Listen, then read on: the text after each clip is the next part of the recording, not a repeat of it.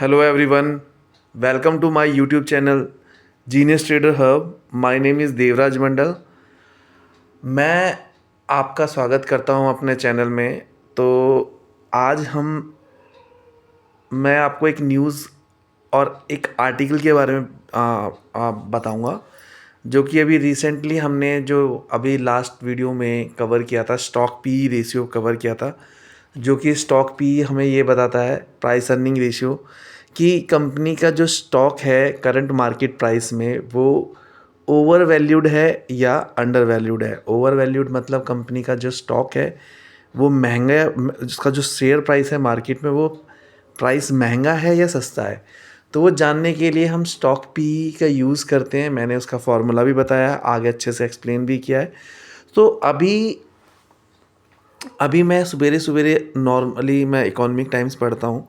तो मैं economic times पढ़ रहा था, तो वहाँ पर उसमें आर्टिकल्स आया हुआ है एक वैल्यूशंस के ऊपर, जिसमें मतलब स्टॉक पी दिखा रखा है हर एक, मतलब जो अभी जो करंट स्टेटस में जो कुछ कंपनीज ऐसी हैं जिनकी स्टॉक ओवर वैल्यू है, और बट उसके जो सब्स्टिट्यूट कंपनी है उसके कंपैरिजन में दूसरी कोई पीयर कंपनी है तो उसके स्टॉक पी कम है. मतलब अभी कुछ ऐसी कंपनी है जिन्होंने अपने शेयर्स, उनके हाई वैल्यूएशन पे है, काफ़ी ज़्यादा वैल्यू है शेयर्स की, उसी के कंपैरिजन उन्हीं की कोई अपोजिट कंपनी कंपटीटर्स जो है जिनका पी रेशियो कम है, जो कम सस्ते पे मिल रहा है, तो हम उनके पीएस पे जा सकते हैं या उनके दे सकते हैं कि इस कंपनी ने इतना ज़्यादा स्टॉक पी रखा है, इतना शेयर महंगा रखा है, तो क्या रीज़न है. कंपनी ने ग्रो बहुत अच्छे से किया है, कंपनी ट्रस्टेबल कंपनी है, लोगों ने कंपनी पे इतना ट्रस्ट किया है कि लोगों ने इन्वेस्ट किया हुआ है, इस शेयर को इतना महंगा बना दिया.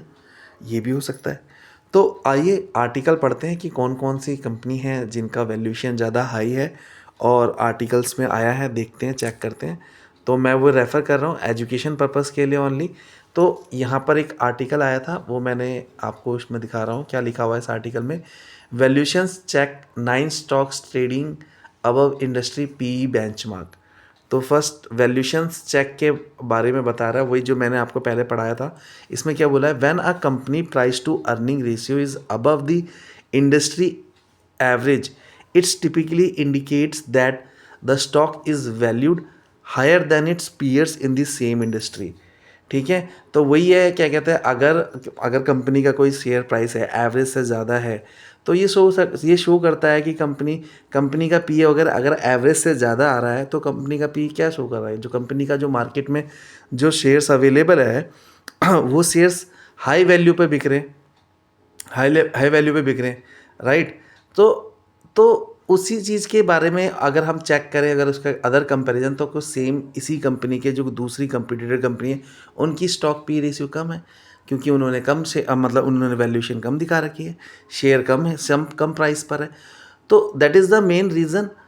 आओ चेक करते हैं, पढ़ते हैं आगे.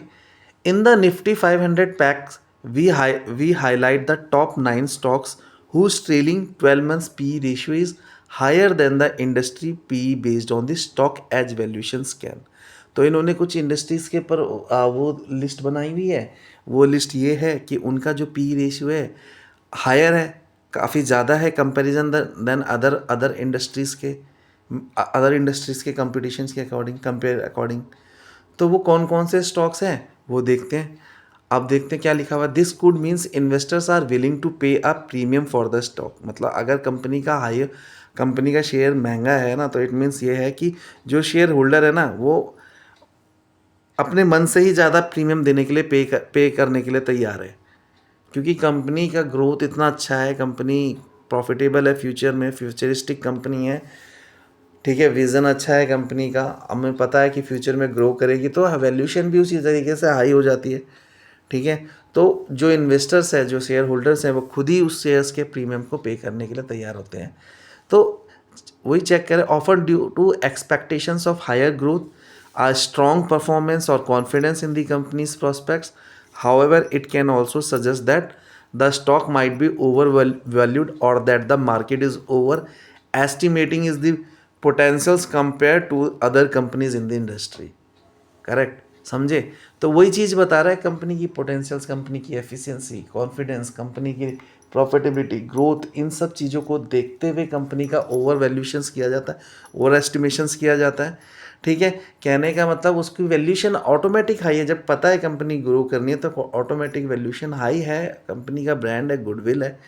तो ये सब बहुत मैटर करता है, जिससे वैल्यूएशन हाई होती है और उससे वो ऑब्वियसली उसका मार्केट में शेयर प्राइस ज़्यादा आता है। बट इट डिपेंड्स कि ज़्यादा महंगा भी सही नहीं है, कि अगर तुम ज़्यादा महंगा परचेज कर रहे हो तो वो तो ऑलरेडी वैल्यू हाई है, तो वो तो ग्रो तो कर ही चुका है, और कितना ग्रो करेगा, तो वो इससे ज़्यादा ग्रो करेगा, देन आप कमाओगे। अंडरस्टैंड?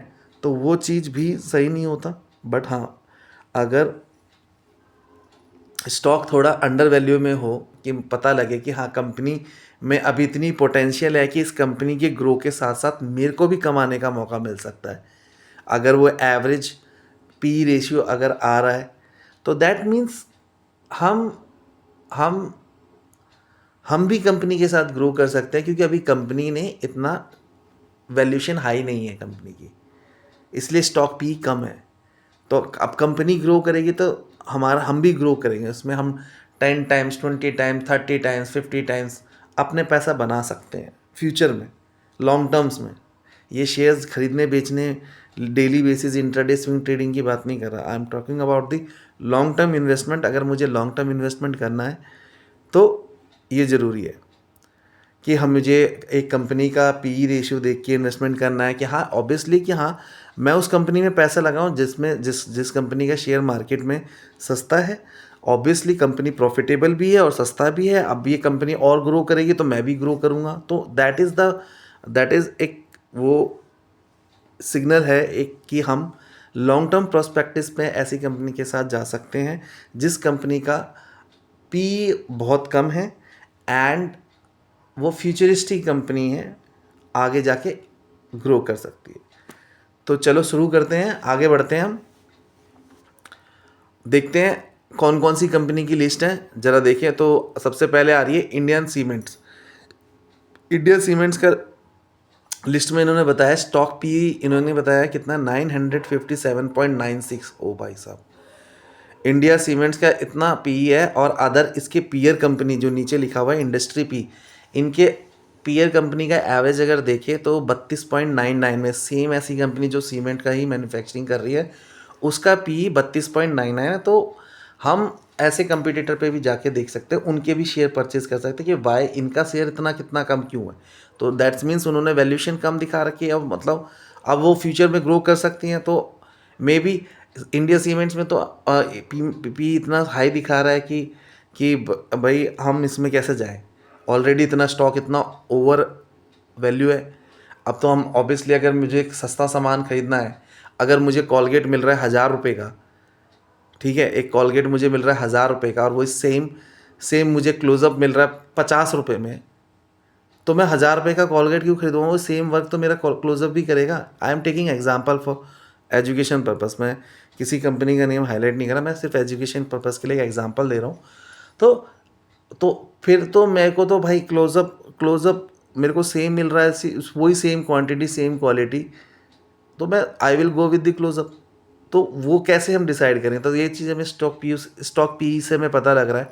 इंडिया सीमेंट्स का स्टॉक पी है 957.96, एंड देन अदर कंपनी का स्टॉक पी अगर उसी सेम इंडस्ट्री का, पीयर इंडस्ट्री मतलब क्या होती है, उसकी कंप्यूटर सेम मार्केट में सेम उसकी जैसी कंपनी कौन है जो उसी तरीके से एक्ट करती है, उसी तरीके से प्रोडक्ट मैन्युफैक्चरिंग करती है, मतलब बनाती है सेम प्रोडक्ट, उसी का सब्सटीट्यूट, उसी की जैसी कोई कंपनी। जैसे कॉलगेट कंपनी है, उसी की सब्सटीट्यूट कॉलगेट जैसा एक क्लोजअप कंपनी भी है। तो ये क्लोजअप क्या है, कॉलगेट कंपनी की पीयर्स कंपनीज में आती है, दैट इज़ कंपटीटर्स। तो इसके मुकाबले जो दूसरी कंपनी है, उस दूसरी कंपनी का क्या पी है 32.99। तो अगर हम इंडियन सीमेंट को चूज़ कर सकते हैं तो उससे पहले हम देखेंगे भाई जब इतना 32.99 का जो पी है जिस कंपनी का, उसमें क्या बात है। उसके लिए तो हम क्या करेंगे, पीएनएल चेक करेंगे, बैलेंस शीट चेक करेंगे, कैश फ्लो देखेंगे। अगर एवरीथिंग इज़ गुड तो ऑब्वियसली हमें तो जाना चाहिए ना, हमें तो इन्वेस्टमेंट करना चाहिए ऐसी कंपनी में। अगर हम इन्वेस्टमेंट करेंगे तो ऑब्वियसली जिसका रेवेन्यू इंक्रीज हो रहा है हर महीने, हर quarterly, yearly basis, profit earn कर रही है कंपनी क्वार्टरली, ईयरली बेसिस, ठीक है।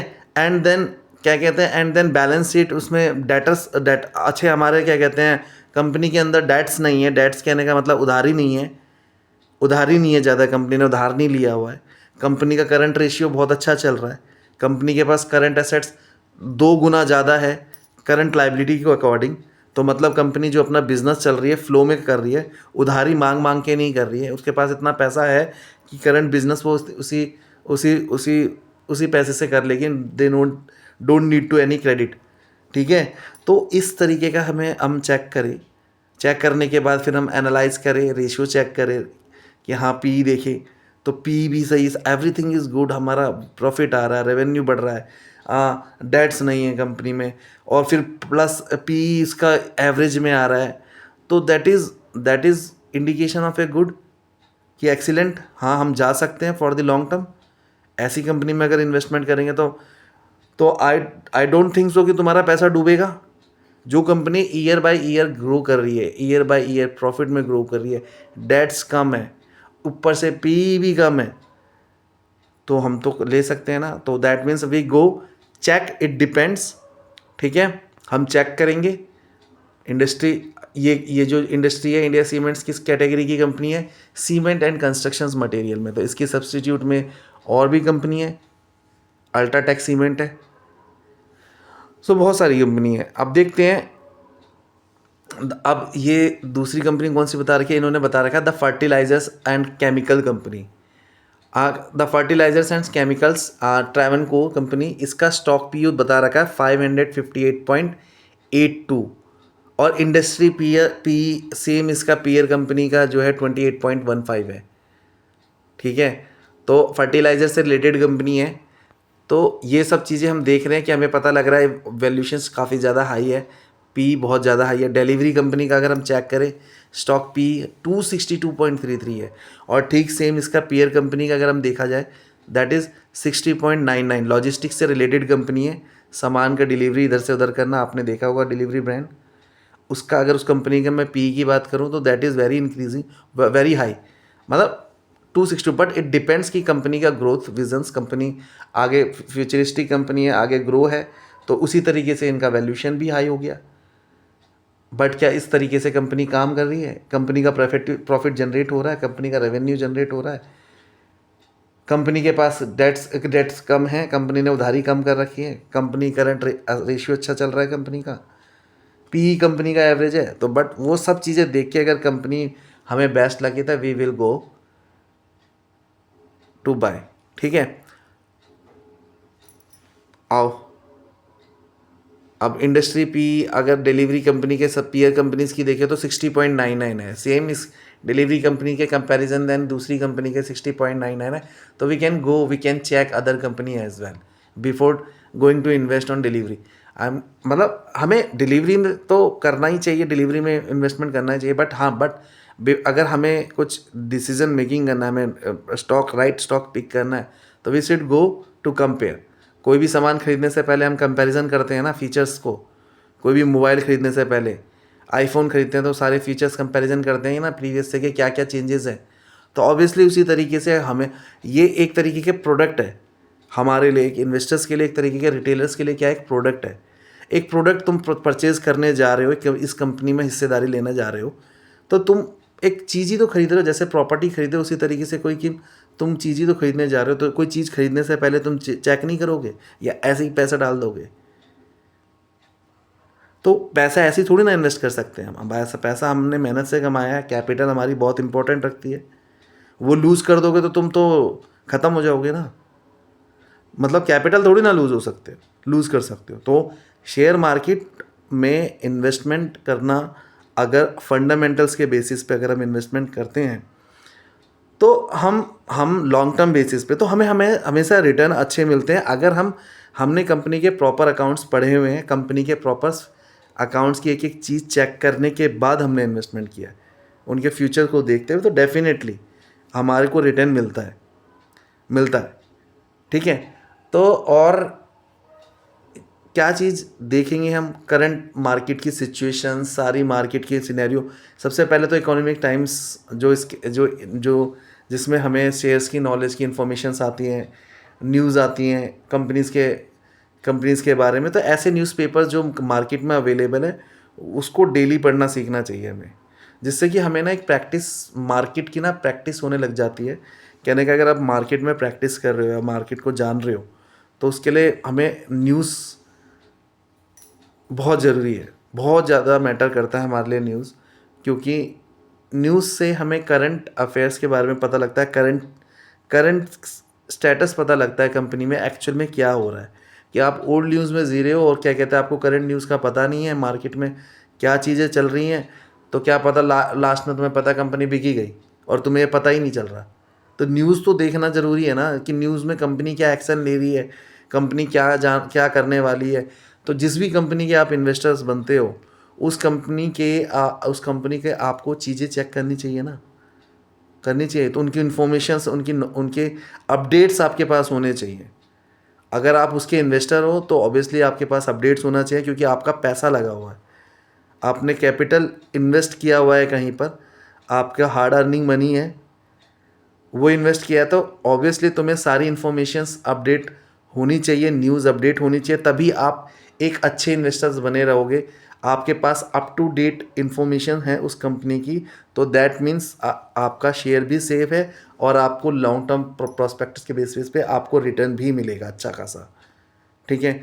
तो कंपनी, जब हम कोई प्रोडक्ट चेक करते हैं उसका फीचर्स हम ज़रूर देखते हैं दूसरे प्रोडक्ट से। तो हम जब शेयर खरीदते हैं तो हम शेयर्स में हम कंपैरिजन क्यों ना करें। तो ये भी तो हमारा पैसा लग रहा है ना, हम भी कोई चीज़ खरीद ही रहे हैं ना, हिस्सेदारी कंपनी खरीद रही है, कंपनी में हिस्सेदारी ले रहे हैं। तो ऑब्वियसली इक्विटी अगर परचेज करोगे तो एक कंपनी में हिस्सेदारी लेने जा रहे हो, तो ऑब्वियसली तुम भी दूसरी कंपनी से कंपैरिजन करोगे ना, कि हाँ भाई ये कितना प्रॉफिट अर्न कर रही है, कितना रेवेन्यू कर रही है, कितना कर रहे हैं। सारी चीज़ें करने के बाद ये पैसा कितना कितना पैसा मार्केट में ले रही है इन्वेस्टर से। तो मुझे सेम ऐसी कंपनी जो कि अच्छा ग्रो कर रही है, अच्छा प्रॉफिट कमा रही है और शेयर भी सस्ता दे रही है, तो मैं उस कंपनी को खरीदूँ ना। क्योंकि भाई सेम वैसी कंपनी जो मार्केट में उसी तरीके से ही है, अब उसने अपना पीए कम दे रखा है, इसने ऐसा क्यों कर रखा है। इसको अपनी वैल्यूशन कम दिखानी चाहिए थोड़ी, जिस हिसाब से इनको बुक वैल्यू के बेसिस पे मैच कराना चाहिए। पीए इतना ज़्यादा कैसे है, महंगा है, हम तो महंगा प्रोडक्ट खरीदते ही नहीं। मगर कोई होता है ना ब्रांड, मतलब ब्रांड लग्जरी चीज़ पसंद करता है, तो कोई दिक्कत नहीं, सेम फीचर्स में कुछ भी अवेलेबल हो तो हम तो महंगा ही खरीदेंगे, क्योंकि हमें महंगा खरीदेंगे तो महंगा कमाने को मिलेगा। बट स्टॉक मार्केट में ये सब चीज़ें बहुत इंपॉर्टेंट रखती है। फंडामेंटल्स, अकाउंट्स बहुत very very important, ratios very very important, जो कि हमें कंपनी को बेस्ट एनालाइज करने में मदद करता है और राइट शेयर पिक करने में हेल्प करता है। तो आओ अब देखते हैं नेक्स्ट कंपनी कौन सी है, पुणे वाला फिनकॉर्प। पुणे वाला फिनकॉर्प में इन्होंने क्या बता रखा है, इन्होंने दिया है स्टॉक पी इनका है 176.36 एंड अदर इंडस्ट्री पीयर्स अगर हम देखें दूसरी इंडस्ट्री के पीयर्स का, तो दैट इज़ 30.46 पी। तो मतलब 176 में हमें पुणे वाला फिनकॉर्प अवेलेबल है।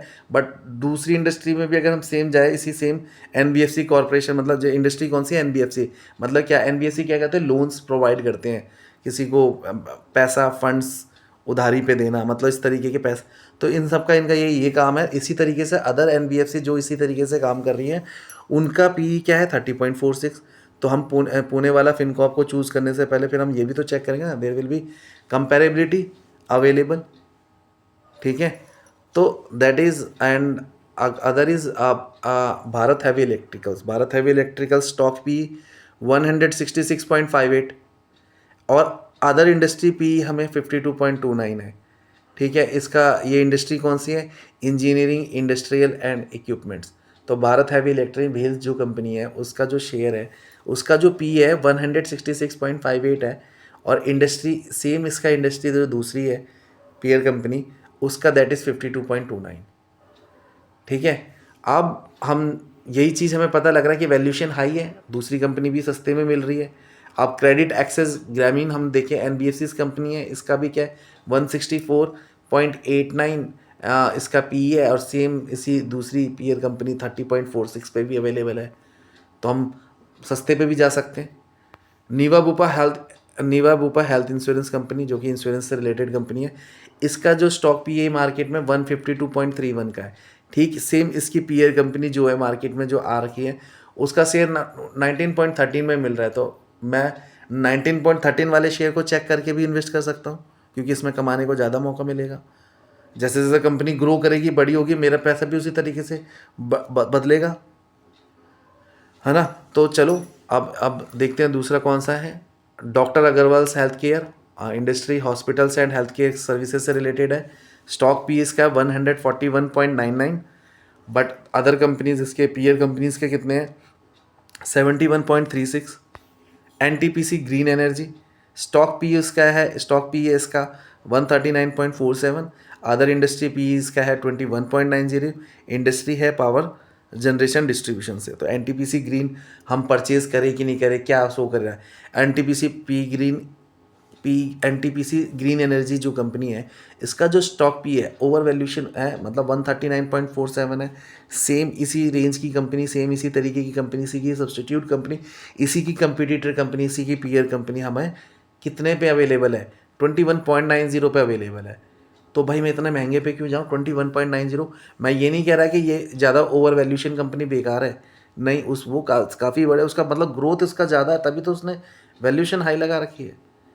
जिसको पता है कि हाँ भाई मेरा तो जब प्रोडक्ट मार्केट में आना है, बिकना ही है, बिकना ही है, मैं तो ग्रो करूँगा ही करूँगा, बस उसी पे तो लोग ज़्यादा जाते हैं।